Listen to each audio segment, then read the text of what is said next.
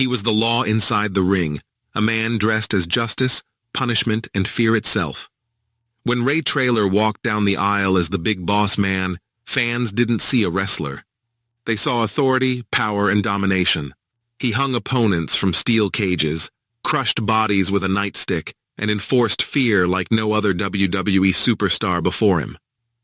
But behind the badge and brutal persona was a man fighting invisible enemies: pain, addiction, stress, and a heart slowly failing under years of punishment.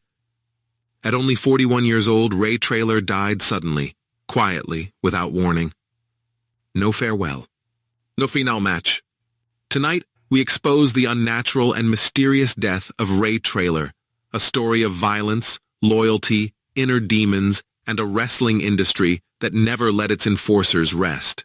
Ray Washington Traylor Jr. was born on May 2, 1963, in Cobb County, Georgia, far away from bright lights and screaming crowds.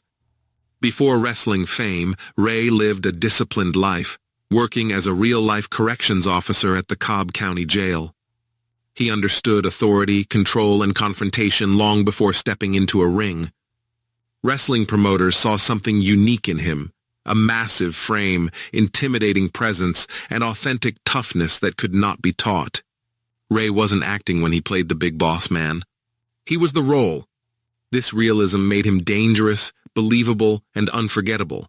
But it also meant his body and mind absorbed punishment in ways fans never saw. When WWE introduced Ray Traylor as the big boss man in the late 1980s, the character instantly became iconic. Wearing a police uniform and carrying a nightstick, he represented authority turned brutal. He wasn't flashy, he was terrifying. His matches felt violent, raw, and personal. WWE used him as an enforcer against top stars, placing him in some of the most physically demanding storylines of the era. He wasn't protected like champions, he was used as a weapon. And weapons get worn down. Ray Traylor's career was filled with hardcore moments: steel cages, nightstick attacks, hanging angles, and constant physical warfare.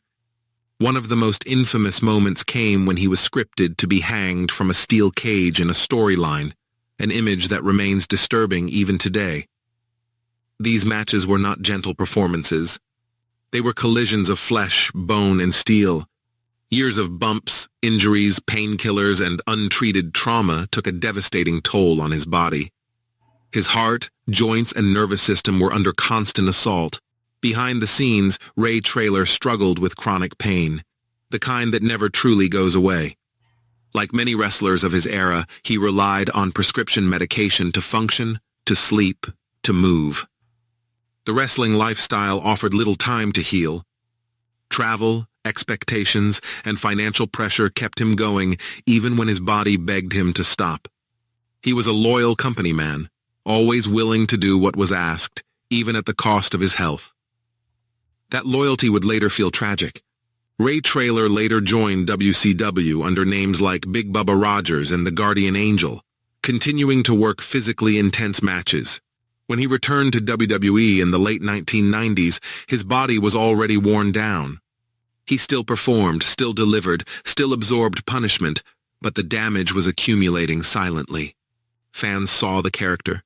Doctors saw warning signs. Ray kept moving forward.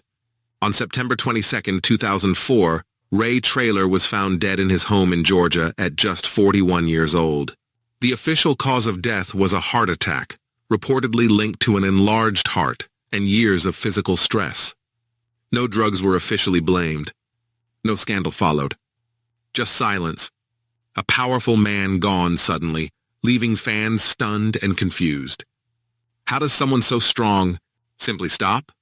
Ray Traylor's death feels unnatural not because of conspiracy, but because of inevitability.